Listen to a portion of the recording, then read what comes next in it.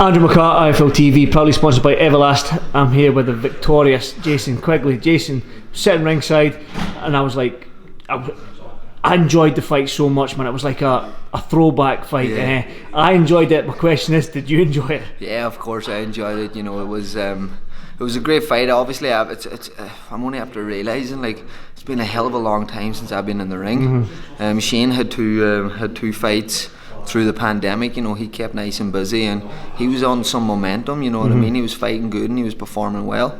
You know, and tonight it was a very close fight. I thought, you know, my skills, I think, won the fight. You know, being on my toes a bit more. You know, flicking the jab, looking like the fresher fighter. Exactly what Wayne said as well. Yeah, and then pushing him then near the end. You know, showing that I wanted it. And yeah, I'm very happy, I have to say. You had landed some heavy shots throughout that fight, from round 3 onwards, heavy shot after heavy shot. Were you surprised at how good his chin was, Shane Mosley? Yeah, well, I knew he's never been stopped before. You know, I knew he was a durable fighter, and he never really looked hurt or rocked before in fights. So I didn't really expect a knockout. Obviously, if it comes, it would be great. But I had him. I think I definitely really rocked him at one stage, maybe midway through the fight, and I knew I hurt him, but I knew he was still there. So I didn't go chasing it, whereas before I would be the type of fighter that would have went in and tried to chase it and got him out of there. But I think I'm a more composed, a more aware fighter now than I used to be. But look, that fight meant so much to me, as people say. I can see it, yeah, I can see it in the interview. I've been through so much shit to get here, like, and I know every fighter does go through so much. I've just been through a hell of a lot, and I'm not picking myself out among other fighters. I know nothing goes smooth for fighters in training camps, but the amount of hurdles that I had to overcome to get into this position, I'm just so grateful and so blessed that I have a great team around me. You know, I want to give a big shout out to Andy Lee as well, who's back at home and couldn't get to travel over here for the fight, and he's been a massive help to me and put a lot of hard effort, and I know that he's kicking himself that he couldn't be here tonight to celebrate this. And just want to take this opportunity to thank Andy, to thank my partner April. You know, we've been through so much together, and yeah, it's just it's great to come away with a victory tonight. It makes it all worthwhile. I can see how much that means to you, but that's a version of the world title that you want. It's the you said it yourself in the interview with DAZN. It's a version. It's the little belt. I want to take the big belt. Now the big belt is owned by Demetrius Boo Boo Andrade. Is that the fight you want next? Yeah, of course. You know, I want to be a world champion.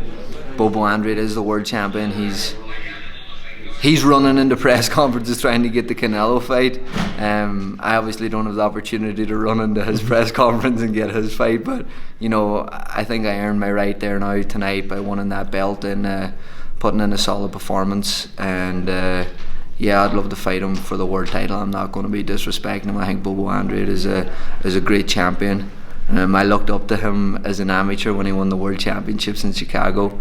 It was funny because he called me out a few years ago when he had no promoter and was kind of looking to get his name out there. And I says this in the interview after the fight. He called me Jason Quigley or something like that. Quigley, yeah, and I was like, don't call me that, bro. At least get it right if you're going to call me. I think I get his surname wrong. I think it's Andrade. I call him Andrade sometimes. Andrade or Andrade. So sometimes I get his name wrong too. So. But yeah, no, look, he's a great fighter, and yeah, I'd love to share the ring with him and have a crack at becoming a world champion. We've seen he's undefeated. He's taken all the styles. We've seen Liam Williams well put it on him. Yeah, he can. We've seen that he can handle that come forward style. How do you beat Bobo Andrade? I think, you know, just boxing him. You know what I mean? Like, he is a good boxer. He hits hard, but he doesn't finish the job. You know, don't want to jinx anything now, like, but you know, it looks like he hits very hard, but he can never really get the job finished. And yeah, you know, I'd love to step into the ring with him and give him a challenge. I think it would be a good boxing match. You know what I mean? It wouldn't be. I don't think it'd be an all-out war or a fight, but I think it would be a good boxing match between myself and Bobo. Or Boo Boo or Bobo, whatever. Boo. You got a message for Boo Boo? What would you like to say to him if he sees this interview? I have massive respect for Boo Boo. I know the way to get fights is to disrespect and call them out and everything like this, but you know, I respect you. I'd love the opportunity to fight you for the world title. I know that you be crying out about not getting the fights, not people taking you on. I know you want the Canelo fight, but if you want to stay busy, I'm more than happy to give you a fight and challenge you for that world title.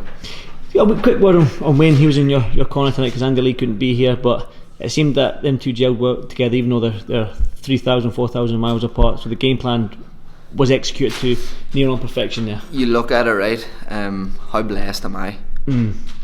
I have Andy Lee back at home, an Olympian and a professional world champion. I come here, Andy can't make it. I have my good friend Wayne McCulloch who steps in, an Olympian and a professional world champion. That's just signs from up above that's really handing out to me, and I'm so grateful for Wayne for stepping in and taking this opportunity to guide me to victory tonight. I'm so grateful for Andy for all the work that he's put in. I'm so grateful for Rob McKeever, Gary McCullough, my management team, Lyle, Ken, Sheer Sports, Golden Boy, Matchroom tonight as well, The Zone, who put on this whole show.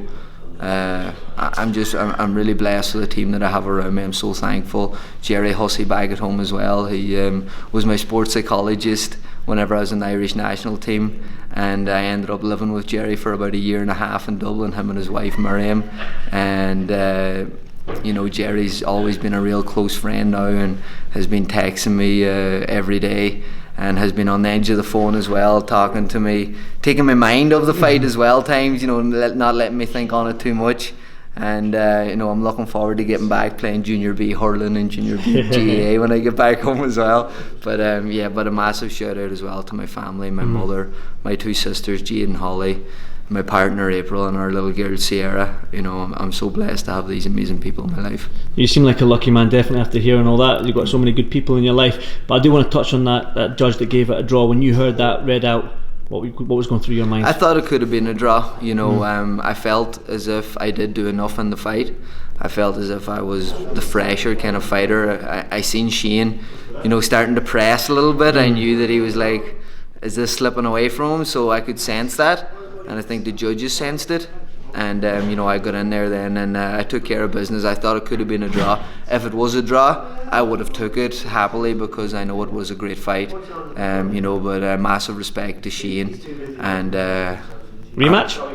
Maybe one day down the line? Maybe one day down the line, but obviously, I'm 30 years of age now. I don't want to be old bastard. Yeah. I don't want to be hanging about anymore. Massive respect to Shane, but I really want to kick on from here, and I know it will be a great, exciting fight to do it again. But I don't really want to do it again. I want to move on now and become a world champion. And Shane doesn't really put me in that position now because tonight was a massive opportunity. Tonight was the chance to take that step closer to become a world champion, and I took that opportunity tonight. I won the fight, and I'm not really going to look back now. I'm going to keep looking forward. Well done, definitely. Like you said, you want to look forward to that Bubu Andrade fight, which is hopefully it can be made. Hopefully you get your crack at that world title, because after tonight you deserve it, because it was a great fight. But Jason, go and celebrate. I don't know what you can, I don't know if you're flying home tomorrow or whatnot, but celebrate as much as you can tonight, but definitely celebrate when you get back to Donegal. And I want to wish you all the very best. I know you've been over here in Vegas a long time. You've been away from the family. I want to wish you a safe trip back home and enjoy your family. You're an absolute gentleman, Jason, honestly. Appreciate and it, like I say, hopefully I'll beat the next one, mate. And we might sing The Hills of Donegal.